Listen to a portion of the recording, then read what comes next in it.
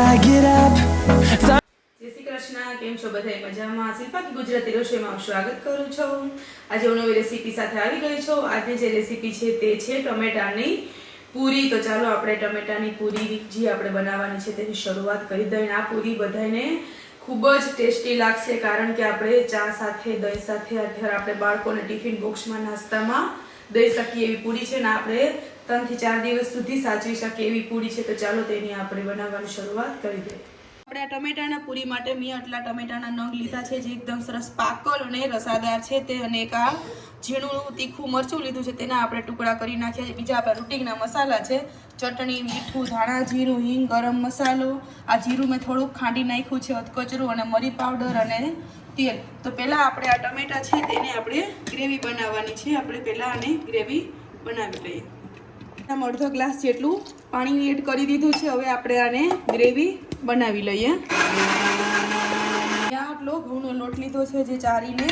હવે આપણે આમાં બધાય મસાલા એડ કરીશું. તો આપણે આમાં સ્વાદ અનુસાર નિમક એડ કરીશું.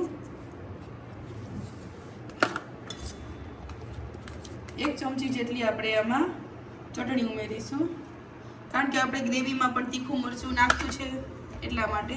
1/2 ચમચી જેટલો આપણે આમાં મરી પાવડર ઉમેરીશું. પૂરીમાં મરી પાવડર પછી જીરાનો સ્વાદ એકદમ સરસ લાગે છે, એટલે પૂરીમાં આપણે આ બે વસ્તુ ઉમેરવાથી એકદમ સરસ ટેસ્ટ આવે છે. અને આપણે 1/2 ચમચી જેટલું ધાણા જીરું ઉમેરીશું.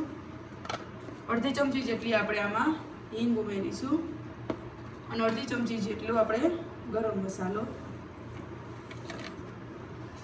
હવે આપણે આમાં મૂળ ઉમેરી દઈએ. 1 ચમચી જેટલું આપણે તેલનું મોણ ઉમેરી દઈશું. હવે આને લોટને પહેલાં સરખો એકદમ સરસ ભેરવી લે, જેથી બધા મસાલા છે તે આમાં સરખા ભળી જાય.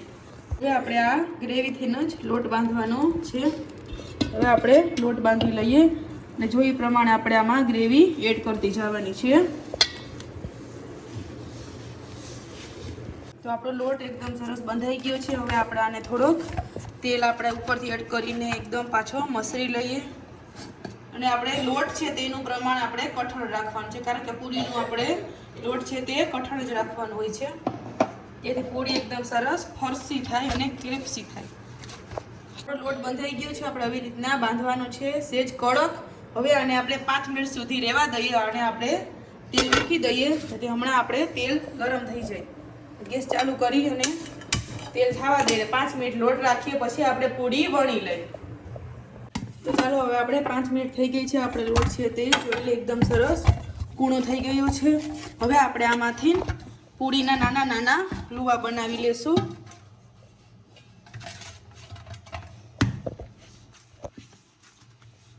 ચાલો હવે આપણે લુવા બની ગયા છે. આપણે પાટલા ઉપર તેલ લગાવી લઈએ અને આપણે હવે પૂરી છે તે વણી લઈએ. આપણે લોટ કઠણ છે એટલે આપણે પૂરી વણવામાં જરૂર નહીં પડે કોરા લોટની. જો આપણે જરૂર પડે તો આપણે વાપરી શકીએ.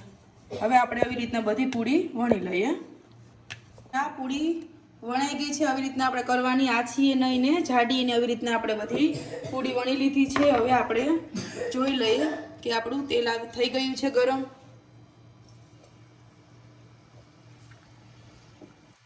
આપણું તેલ હવે ગરમ થઈ ગયું છે. હવે આપણે પૂરી છે તે આપણે આમાં તળી લઈએ. આમાં પૂરી છે તે તળી લઈએ. નવી રીતના આપણે દબાવવાની, જેથી આપણે પૂરી છે તે સરસ ફૂલી જાય. હવે આપણે આવી રીતના પૂરી ઉકસી ગયા પછી હવે આપણે આને 2 મિનિટ સુધી આપણે તળવા દઈએ.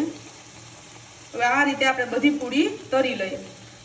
તો આપણી ગરમા ગરમ ટમેટાની પૂરી સરસ બની ગઈ છે. જે લોકોને આ ટમેટાની પૂરી પસંદ આવે એ મારી ચેનલને લાઈક કરજો, સબસ્ક્રાઈબ કરજો, શેર કરજો, બેલ આઇકન દબાવવાનું ના ભૂલતા, જેથી તમને મારી નવી રેસીપી જોવા મળે. તો આ ગરમા ગરમ પૂરી આપણે ગોળ કેરી અથાણું અને આ મલાઈદાર દહીં આરે આપણી તૈયાર છે.